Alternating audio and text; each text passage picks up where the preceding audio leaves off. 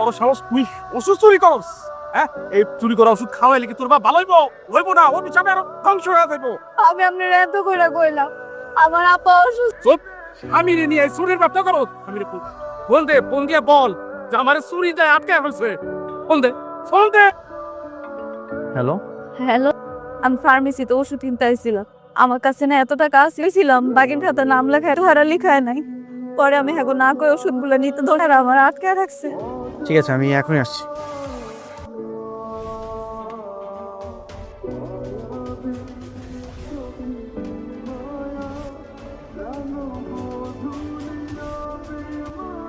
আপনি আমার ওয়াইফের হাত ধরে আছে? মেঘলা, তুমি ঠিক আছো?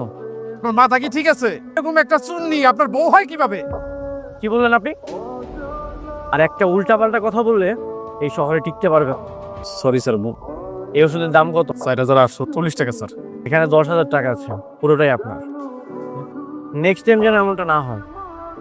তোমার হঠাৎ এত পরিবর্তন, এতগুলো বডিগার্ড, পিস্তল, নতুন গায়ে, আমি তো কোনো কিছু বুঝতেছি না কি হইতাছে গল্প। মেঘলা, বাবার তো ওষুধ খাওয়ার সময় হয়ে গেছে। এটা ধরো, আমার একটু অফিসে কাজ আছে তো, অফিসে যেতে হলে অফিসে যাচ্ছি।